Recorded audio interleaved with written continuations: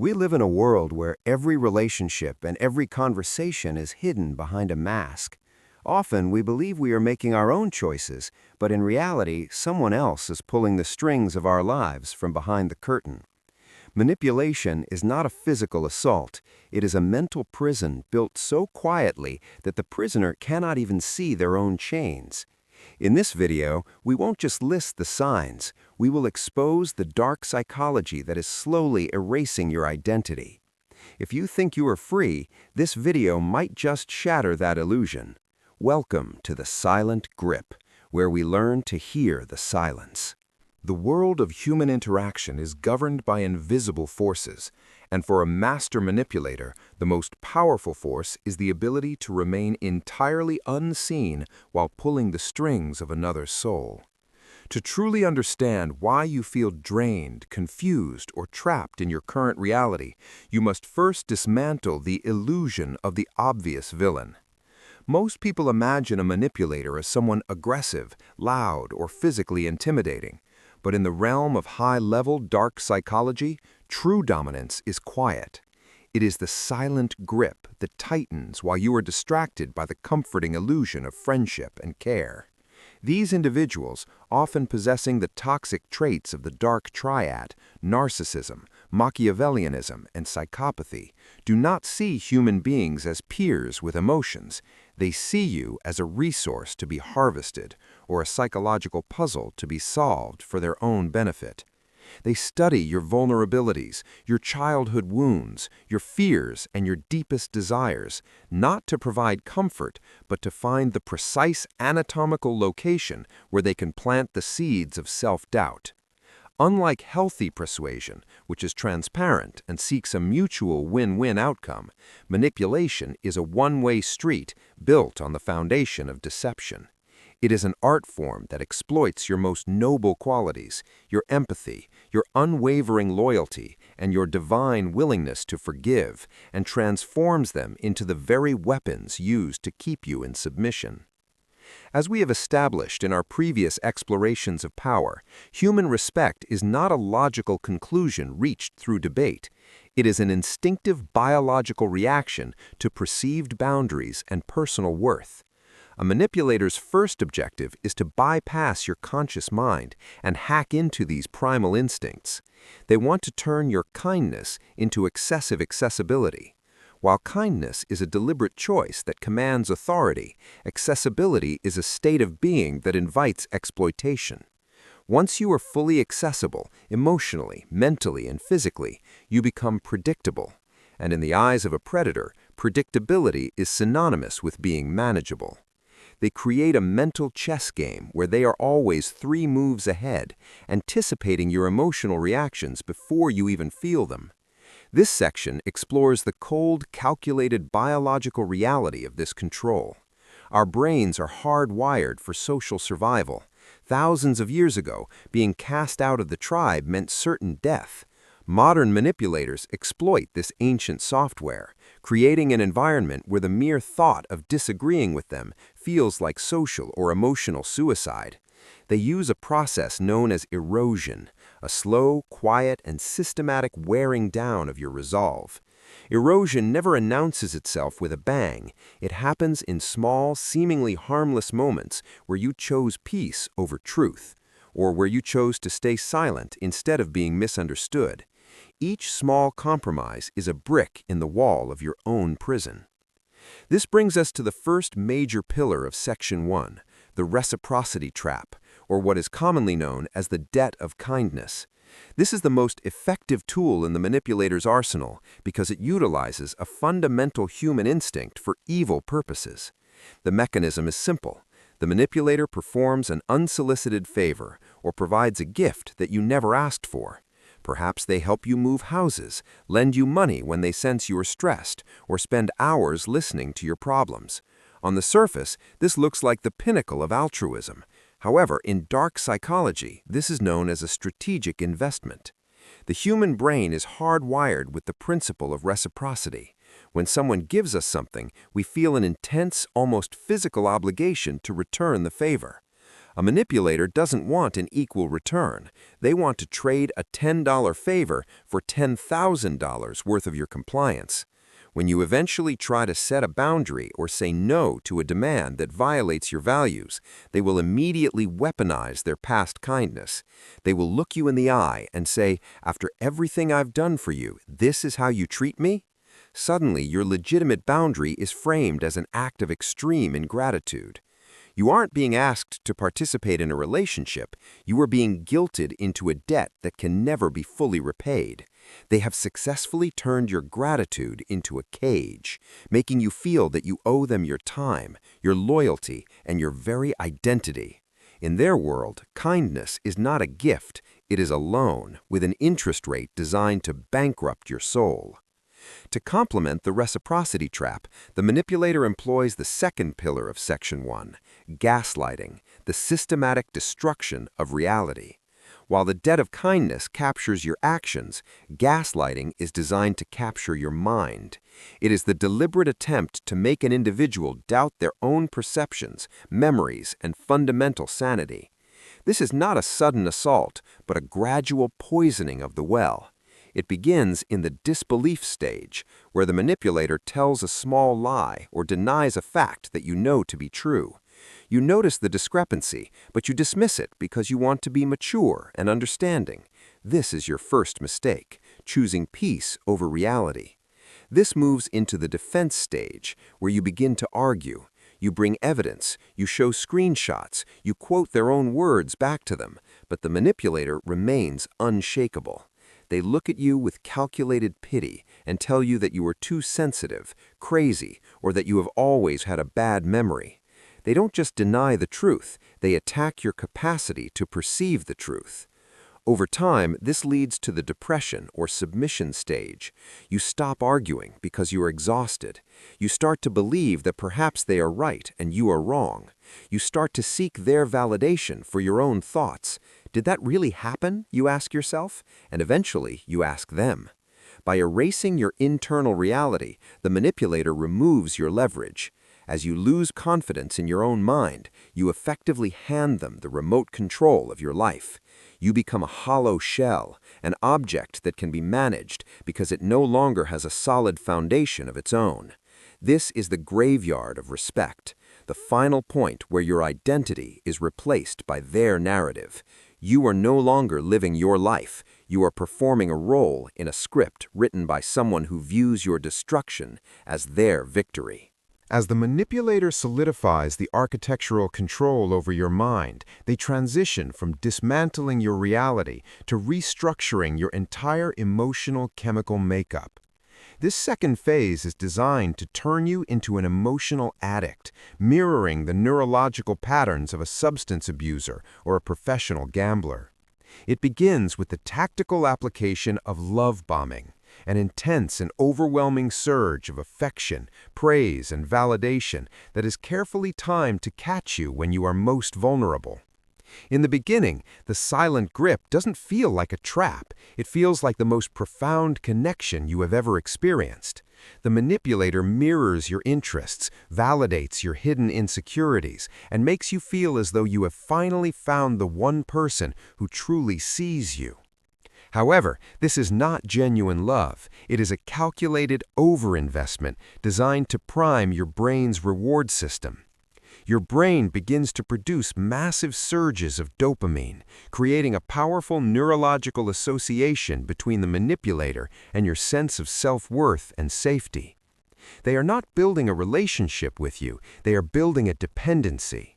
By inflating your ego and making you addicted to their constant approval, they ensure that their presence becomes your primary source of oxygen. You become conditioned to believe that you are special, chosen, and finally understood, not realizing that this pedestal is being built specifically so that the fall will be more devastating.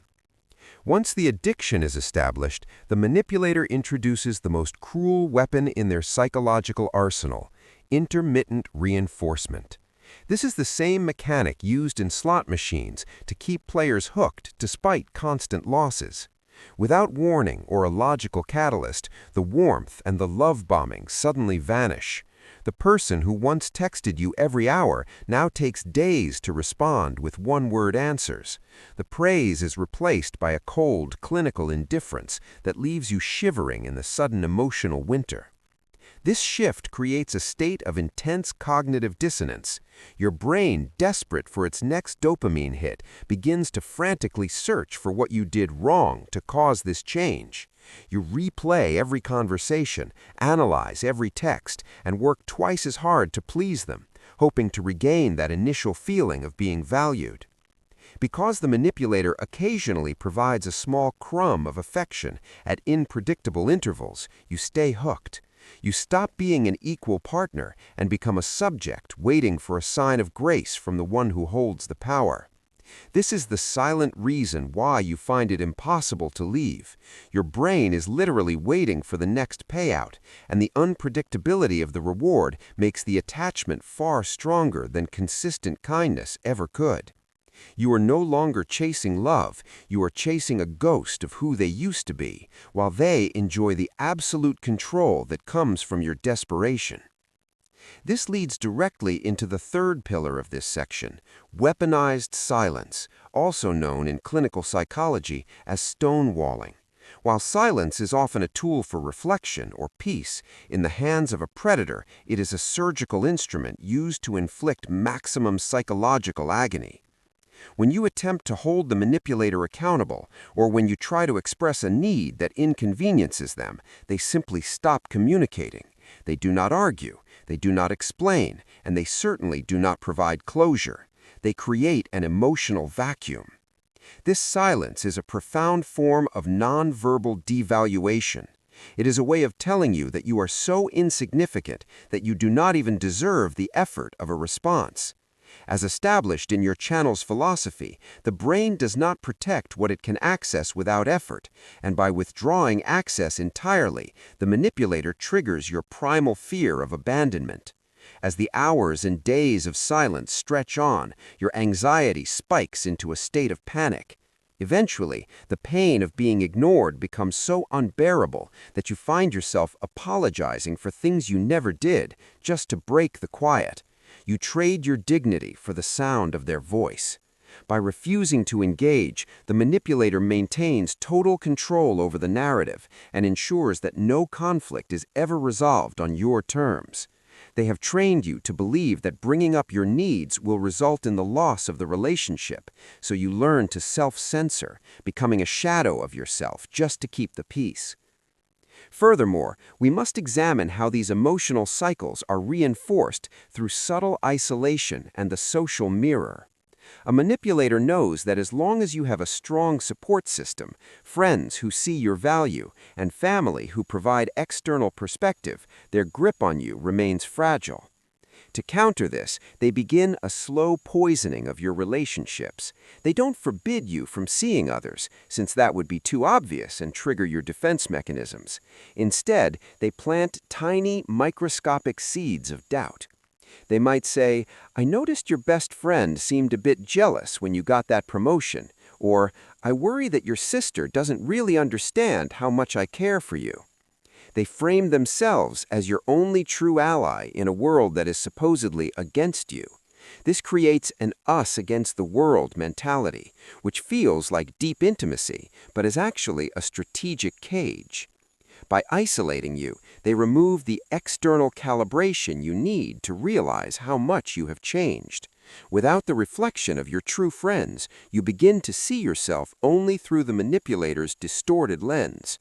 You become more manageable because you have nowhere else to go for validation.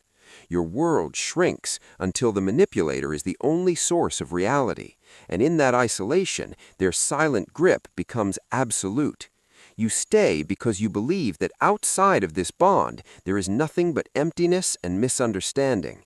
They have successfully convinced you that their control is actually your safety, completing the transition from a person of independent worth to a satellite orbiting their ego. Finally, we must understand the concept of reactive abuse, where the manipulator pushes you to your absolute breaking point. After weeks of love bombing followed by cold silence and subtle insults, your nervous system is in a state of constant fight or flight. Eventually, you snap, you yell, you cry, or you say something harsh in a moment of pure emotional exhaustion. The manipulator immediately seizes this moment. They remain calm, perhaps even filming your reaction or making sure others witness it, and then they point at you and say, "See, you're the one with the problem. You're the abusive one." This is the ultimate mind fuck. It makes you feel like the villain in your own story. You spend the next month apologizing for your reaction, while they never have to apologize for the weeks of quiet torture that caused it. This tactic ensures that you stay on the defensive, forever trying to fix your own behavior, while they continue to dismantle your soul. They have turned your own survival instincts against you, making you feel that your legitimate anger is actually a mental illness. This is where the silent grip becomes a silent prison.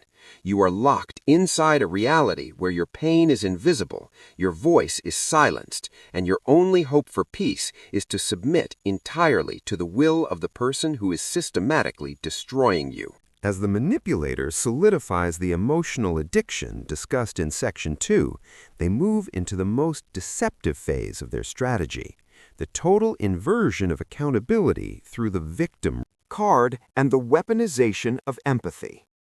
This is a psychological maneuver where the perpetrator assumes the role of the wounded party whenever their toxic behavior is challenged. In a healthy dynamic, when you express that someone has hurt you, the natural response is empathy, a sincere apology, and a change in behavior. However, in the silent grip, your pain is treated as an act of aggression. If you dare to confront them about a lie, a broken promise, or a disrespectful comment, they will immediately pivot the conversation away from their actions and toward their own suffering.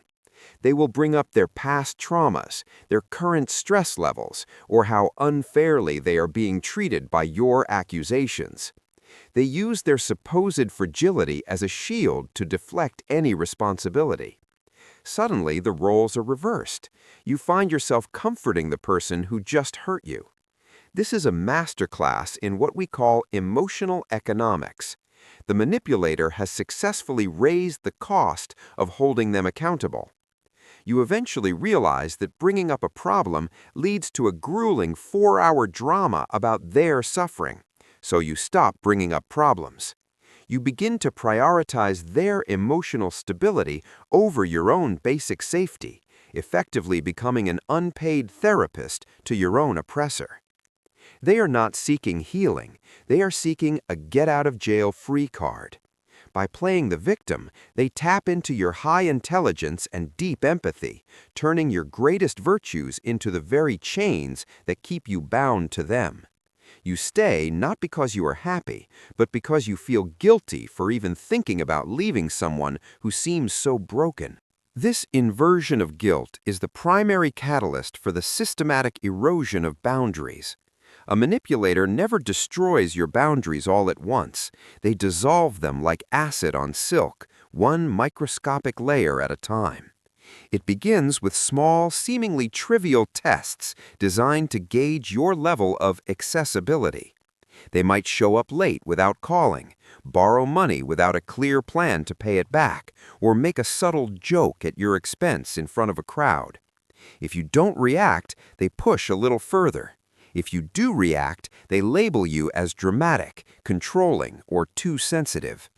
This creates a psychological double bind where you lose regardless of your choice. If you stay silent, you lose your self-respect. If you speak up, you lose the peace of the relationship.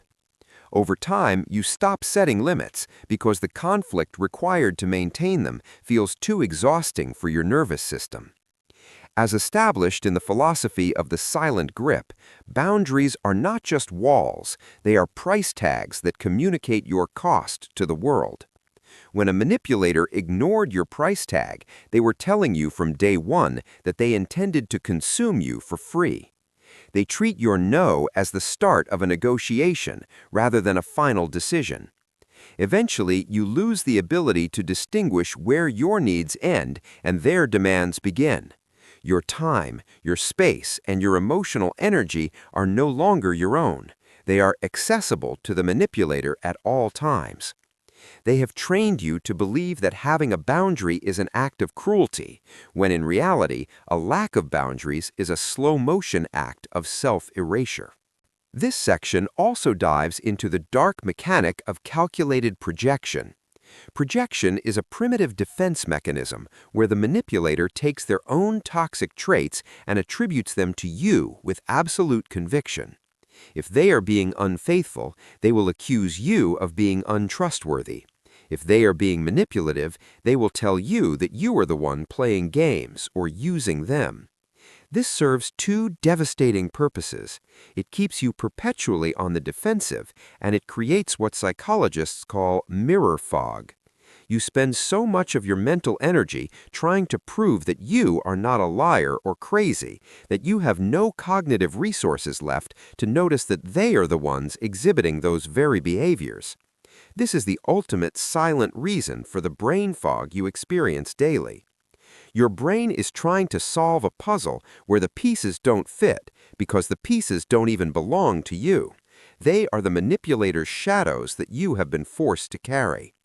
By the end of this phase, the manipulator has achieved identity replacement. You no longer act based on your own core values or logic. You act based on the fear of their potential reaction. Your internal compass has been shattered and replaced by their emotional weather. You have become an affordable person, someone whose respect can be bought with a few hollow words, and whose boundaries can be crossed without any real consequence. They have effectively emptied you of yourself so that they can fill the void of their own insatiable needs, leaving you as a hollow shell that exists only to sustain their fragile ego. Furthermore, we must address the weaponization of your reputation within this section. A master manipulator knows that your self-worth is often tied to how the social mirror reflects you. To ensure you never have the strength to leave, they begin to subtly poison the well of your public image. While they are playing the victim to your face, they are also playing the victim to your friends, family, and colleagues. They share concerned stories about your mental health or your recent outbursts, framing themselves as the only person patient enough to deal with you. This creates a dual reality. When you finally reach your breaking point and react to their months of quiet torture, they use that reaction as proof to the world that you are the unstable one. This is the trap of reactive abuse. They push you till you scream, and then they use the scream to justify the cage. You look into the eyes of your community and see pity instead of support, which drives you even deeper into isolation. The manipulator has successfully made themselves your only safe harbor, even though they are the ones who caused the storm. You stay because you are ashamed that the world sees you as difficult, and ashamed that you have allowed yourself to become someone you don't recognize. This shame is the final lock on the door of the silent grip. You are now in a prison where you are your own jailer, convinced that you are too damaged to be loved by anyone else.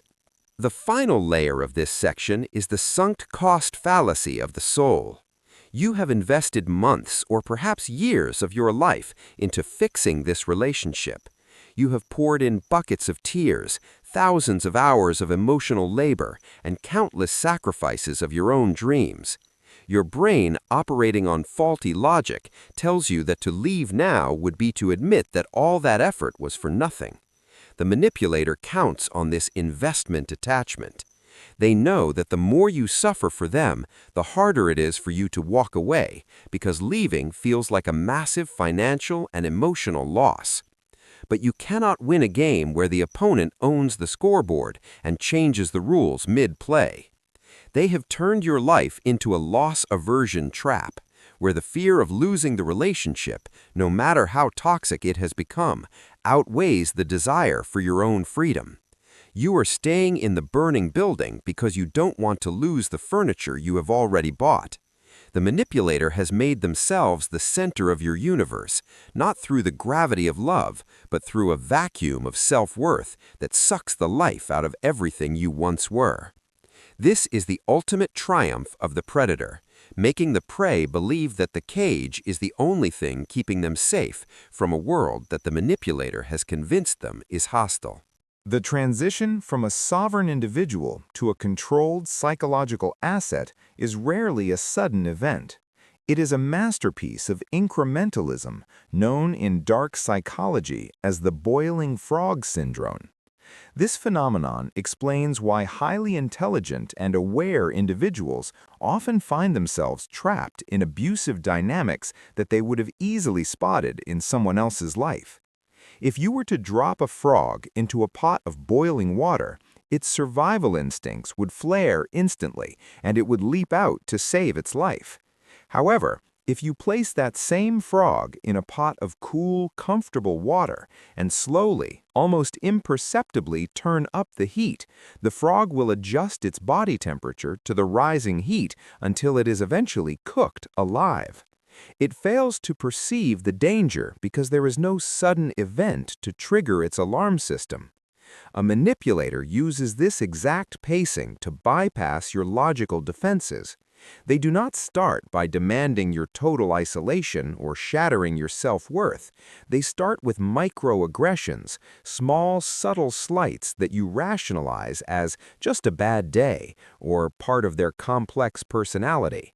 You tell yourself that being emotionally intelligent means tolerating these minor flaws, not realizing that tolerance without a firm limit is actually the slow-motion surrender of your dignity. As the heat of the manipulation rises, your brain undergoes a process called habituation. Things that would have horrified you at the start of the relationship, being yelled at, being lied to, or having your privacy invaded, now feel like a normal Tuesday. This is the silent reason you feel stuck. Your baseline for what is acceptable has been shifted so far toward the toxic that you can no longer remember what it felt like to be treated with genuine, unconditional respect.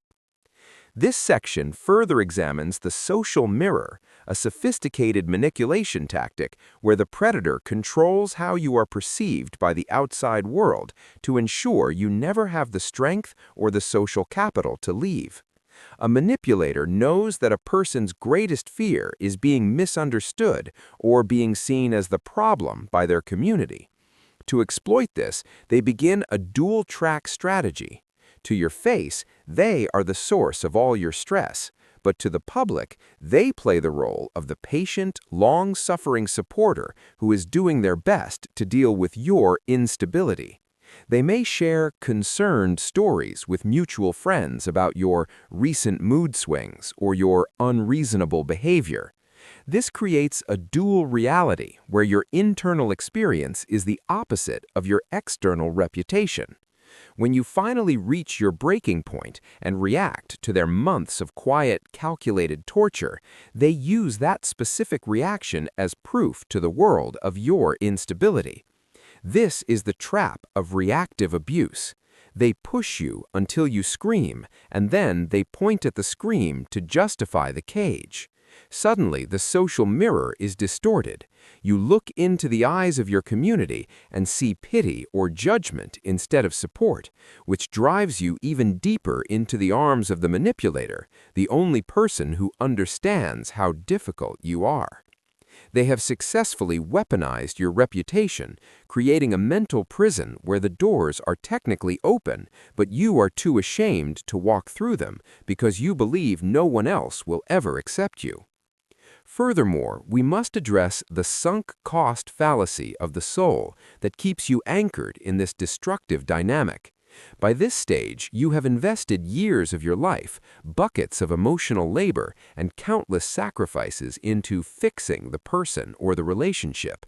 Your brain, operating on faulty evolutionary logic, tells you that to leave now would be to admit that all that effort was for nothing. The manipulator counts on this investment attachment. They know that the more you suffer for them, the more invested you become in the hope of a return on that investment. As we have explored in the philosophy of the silent grip, human investment creates attachment even when that investment is purely painful. You are staying in a burning building because you don't want to lose the emotional furniture you've already paid for with your tears. The manipulator has turned your life into a loss aversion trap, where the fear of losing the relationship, no matter how hollow it has become, outweighs the desire for your own freedom. You are no longer chasing love, you are chasing the version 1.0 of the person they pretended to be at the beginning. But that person never existed. They were merely a mirror of your own best qualities, used to lure you into the pot. The final layer of this section is the dismantling of the internal compass. After months or years of gaslighting, intermittent reinforcement, and the victim card, you lose the ability to trust your own intuition. Intuition is the brain's way of processing thousands of tiny red flags that our conscious mind might miss. A manipulator's goal is to cut the wires of this internal alarm system. They make you believe that your gut feeling is just anxiety or paranoia. When you can no longer trust yourself, you begin to rely entirely on the manipulator for your moral and emotional orientation. You ask them if you are being reasonable, and of course, their answer is always designed to keep you manageable. This is the ultimate triumph of the silent grip, making the prey believe that the predator is the only thing keeping them safe from a world that the predator has convinced them is hostile. You are now living in a state of learned helplessness, where even when an opportunity to escape presents itself, you lack the psychological energy to take it. You have been trained to believe that you are powerless, when in reality, the manipulator is terrified of the moment you realize that their power only exists because you continue to provide the energy to sustain it. You are the battery in their machine, and the moment you stop providing your empathy and your compliance, their entire architecture of control will begin to crumble into the dust of the illusion it always was.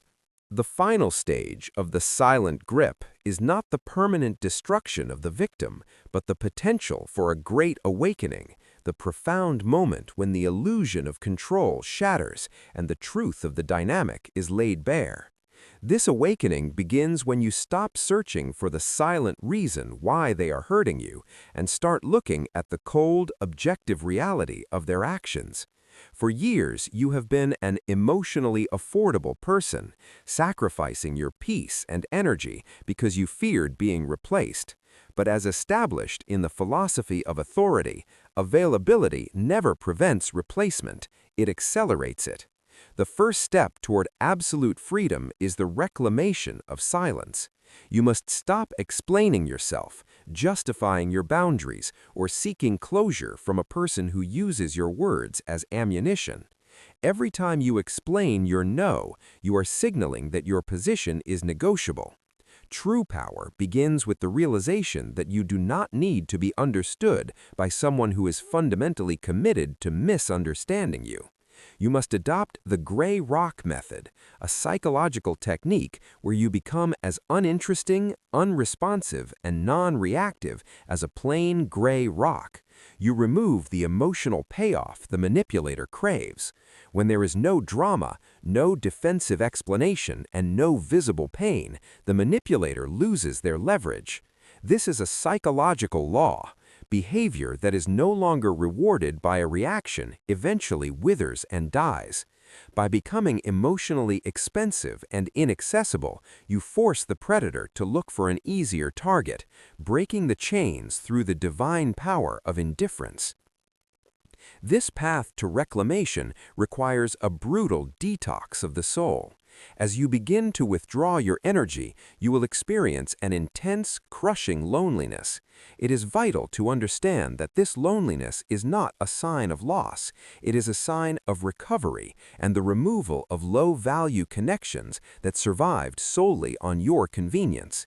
During this phase, the manipulator will likely escalate their tactics through a process called hoovering, attempting to suck you back into the vacuum of their control with sudden crises or empty promises of change. They are testing the structural integrity of your new boundaries. You must recognize these efforts as the dying gasps of their influence. As you sustain your silence, you undergo an identity rebirth. You move from being defined by your usefulness to being defined by your selectivity. You stop seeking external validation and start seeking internal calibration, realizing that respect was never about proving your worth to others. It was about containing your own power and knowing when to walk away without a single word of explanation. The world does not respect those who give endlessly. It respects those who choose carefully. By making your presence optional and your energy protected, you recalibrate the world's behavior toward you. The ultimate destination of this journey is a state of unshakable authority over your own life. You begin to understand that privacy is power and mystery is self-respect. You no longer offer the full access that once allowed others to step over your presence. From this point forward, access to you must be earned and maintained through mutual, consistent respect. You are not a product to be consumed. You are an experience to be honored.